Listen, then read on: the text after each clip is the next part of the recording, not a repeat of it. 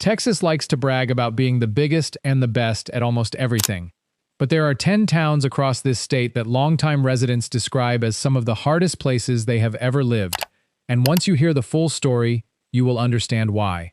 This is not a list of boring small towns or bad restaurants.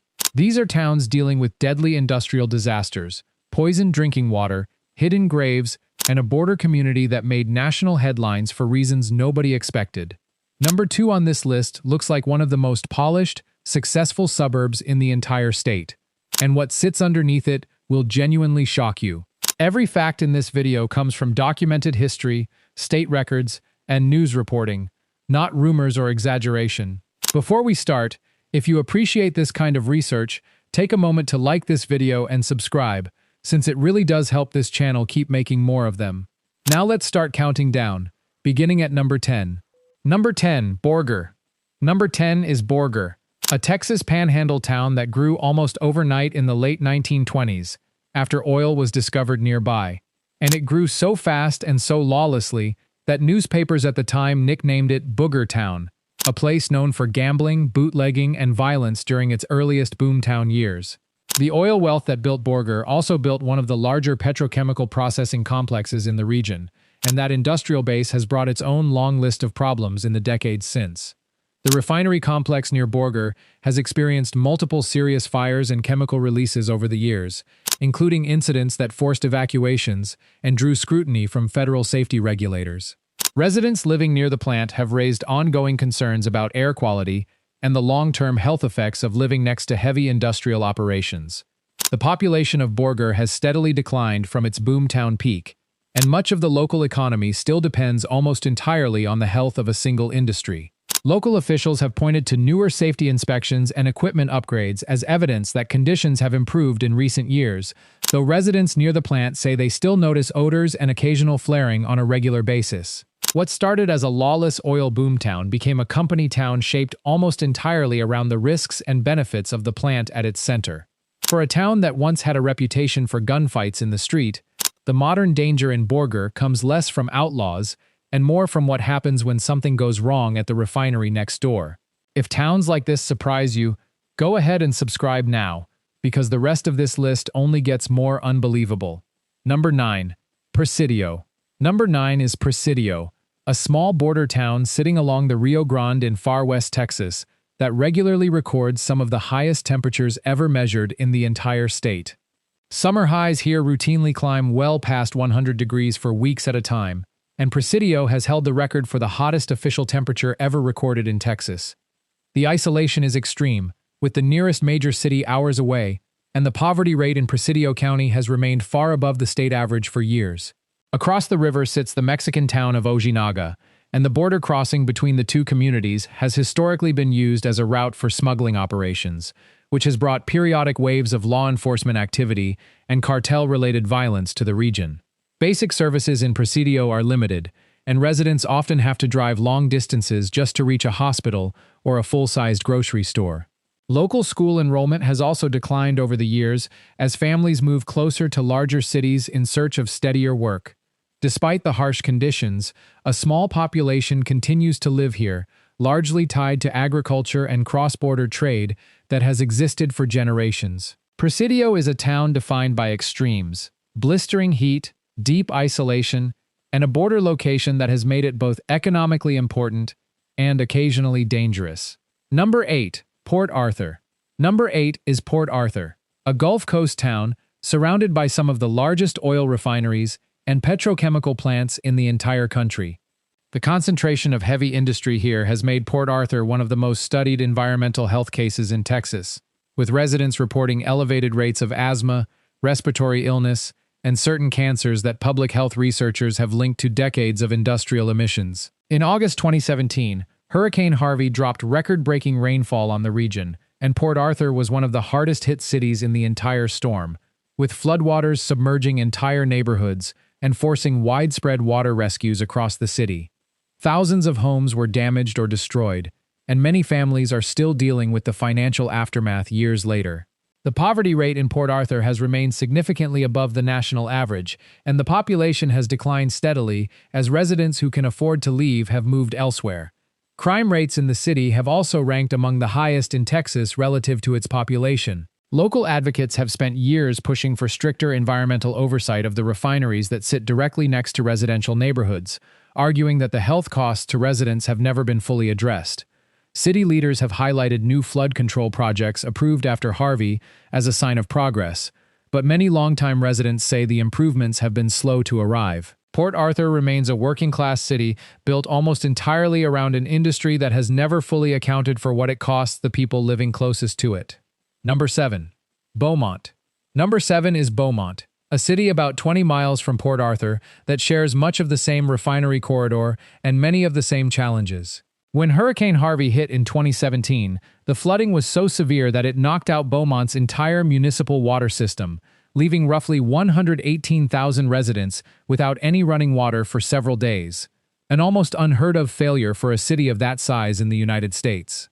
Emergency crews had to truck in bottled water for the entire population, while the pump station was repaired. Beyond the storm, Beaumont has dealt with its own string of industrial incidents, including a major explosion and fire at an ExxonMobil facility in 2019 that sent a plume of smoke visible for miles and forced nearby evacuations. The city's poverty rate remains well above the state average, and crime statistics have consistently placed Beaumont among the more dangerous mid-sized cities in Texas. Population decline has been a persistent trend here as well, as younger residents leave for job opportunities in larger cities like Houston. City officials have invested in upgraded water infrastructure since Harvey specifically to prevent a repeat of the 2017 shutdown. Beaumont's location along the refinery corridor has brought steady blue-collar jobs for generations, but it has also meant living with the constant risk that comes from sitting so close to some of the largest industrial complexes in the state. Number 6. El Cenizo. Number 6 is El Cenizo, a small border town along the Rio Grande near Laredo that became a national talking point in the late 1990s after its city council voted to make Spanish the town's official language and declared the community a safe haven for undocumented immigrants, a decision that drew intense national media attention and heated political criticism from across the country. El Cenizo is one of many Texas border communities known as colonias, informal settlements that historically grew up without reliable access to paved roads, running water, or sewer systems, even though they sit within United States borders. Poverty rates in El Cenizo have remained among the highest of any incorporated town in Texas, and many homes in the area were built without connection to municipal utilities for years after the town's founding. The town sits low along the river, and it has flooded repeatedly during major storms, with the Rio Grande overtopping its banks and damaging homes that already had limited resources to rebuild. State and federal programs have funneled money toward paving roads and extending water lines to colonias like El Cenizo over the past 2 decades, though many residents say the work is still far from finished. El Cenizo's population has grown slowly, but basic infrastructure challenges common to colonias across the region have been slow to fully resolve. For a town with a population in the thousands, El Cenizo has had an outsized impact on national conversations about immigration policy, language, and the reality of life in America's border colonias. Number 5. Crystal City. Number 5 is Crystal City, a small South Texas town once famous as the self-proclaimed spinach capital of the world, complete with a statue of Popeye still standing in the town square. Beneath that lighthearted nickname sits a much heavier history. In 1969 and 1970, Crystal City became the center of a major political uprising when Mexican-American students walked out of local schools to protest discrimination, a movement that helped launch the La Raza Unida political party and drew such intense tension that state officials sent additional law enforcement into the town to monitor the unrest. Decades later, Crystal City faced a different crisis when testing revealed elevated lead levels in the city's drinking water, forcing officials to issue do-not-drink advisories and truck in bottled water for residents while the aging water system was repaired. The poverty rate in Crystal City has remained persistently high, and the town's population has shrunk significantly from its mid-century peak as agricultural jobs declined and families moved elsewhere for work.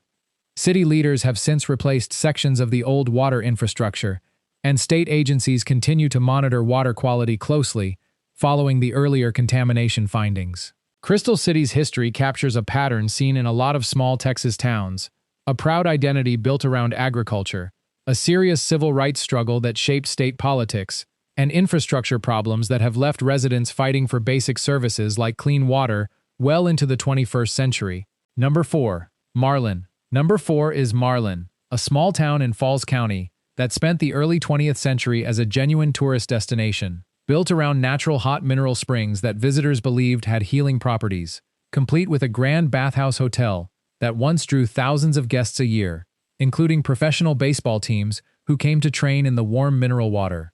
That tourism boom collapsed decades ago, and today Marlin's economy is tied heavily to the Texas prison system, with a large state correctional unit located just outside town, serving as one of the area's biggest employers.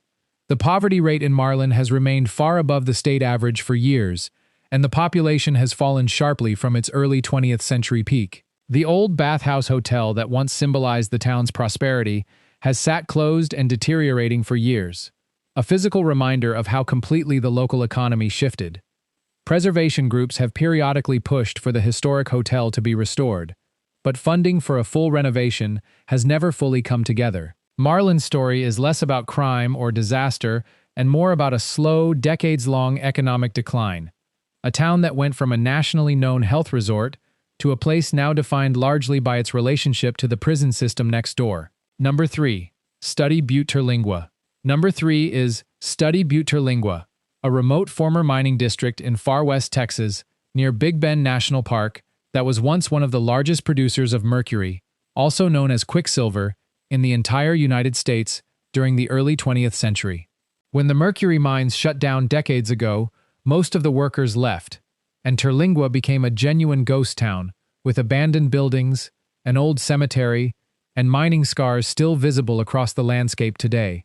Mercury contamination from decades of mining has left documented traces in the soil around the old mine sites, a lasting environmental footprint from an industry that operated with almost none of the safety standards used today. The area is extremely isolated, with the nearest hospital and full-sized grocery store hours away, and summer temperatures regularly climb into dangerous territory for anyone unprepared for the desert heat. A small population has stayed on, and in recent years a modest tourism industry built around Big Bend National Park has brought some new visitors and a handful of small businesses back to the area. Environmental researchers have periodically returned to test soil samples near the old mine shafts, and cleanup of the most contaminated sites remains only partially complete. Still, Study Butte-Terlingua remains one of the most sparsely populated and physically demanding places to live in the entire state. A genuine ghost town with a mining history that quietly poisoned the ground beneath it. Number 2. Sugarland. Number 2, the one we promised would genuinely shock you, is Sugarland, a wealthy, master-planned suburb southwest of Houston known for excellent schools, manicured neighborhoods, and some of the highest median household incomes in the entire state. On the surface, Sugarland looks like the opposite of everything else on this list. So why is it here? In February 2018, construction crews building a new career and technical education center for the local school district uncovered 95 unmarked graves buried just beneath the site. Investigators determined the remains belonged to black men and boys, most in their late teens to early 30s, who had been forced to work under Texas's convict leasing system in the decades after the Civil War, a practice that allowed private companies and plantations to lease prisoners, overwhelmingly black men arrested on minor or fabricated charges, for brutal, unpaid labor in the sugarcane fields that once dominated this exact land, and gave Sugarland its name. Forensic analysis showed evidence of extreme physical strain on the remains, consistent with grueling forced labor conditions. Historians say these men were essentially treated as disposable labor, worked to death in fields that later became some of the most valuable real estate in the greater Houston area. The discovery forced the school district and the city to publicly reckon with a history that had been buried, literally and figuratively, for well over a century. A memorial now marks the site, and the remains were eventually reinterred with a proper cemetery and formal recognition after years of community discussion about how to handle the discovery respectfully. Sugarland's story is a reminder that some of the wealthiest, most polished communities in Texas were built directly on top of some of the darkest chapters in the state's history, chapters that stayed hidden until construction equipment happened to dig in the wrong spot. Before we get to number 1, if this is the kind of Texas history you never learned in school, drop a like on this video right now. Number 1. Texas City. Number 1 is Texas City, a Gulf Coast industrial town that carries the grim distinction of being home to the deadliest industrial accident in the history of the United States. On April 16, 1947, a cargo ship docked in the Texas City harbor caught fire and exploded after its cargo of ammonium nitrate fertilizer ignited, an explosion so powerful it was felt more than 100 miles away, and set off a chain reaction that destroyed the docks, leveled nearby refineries, and killed close to 600 people, including nearly the entire local volunteer fire department who had rushed to fight the initial fire before the ship detonated. The disaster remains the single deadliest industrial accident ever recorded on American soil, and it led directly to major changes in how hazardous chemicals are shipped, stored, and labeled across the entire country. Texas City rebuilt its industrial base in the decades that followed, but the danger never fully went away. In March 2005, a massive explosion at a BP refinery in the same town killed 15 workers and injured more than 180 others, one of the deadliest workplace disasters in the United States in recent decades, later traced back to safety failures and cost-cutting that federal investigators sharply criticized. The refinery involved in the 2005 explosion has since changed ownership, and new safety protocols have been implemented across the plant following the investigation. Two catastrophic industrial disasters, 78 years apart, both centered in the same small Gulf Coast town. Texas City has rebuilt after both events, and its refineries continue to operate today, but the town carries the weight of two of the worst industrial disasters in American history within its own city limits, a history that shaped national safety regulations and one that residents there have never been allowed to forget. That covers all 10 towns on this list, places across Texas carrying histories that most tourism guides leave out entirely. Some of these towns have rebuilt and reinvented themselves over the decades, while others are still living with problems that go back generations. Texas is full of stories like these, towns where the official history and the real history do not always match up. If you want more honest breakdowns like this one, covering the best and worst places to live across the country, make sure you like this video, subscribe to the channel, and share it with someone who thinks they know Texas. We will see you in the next one.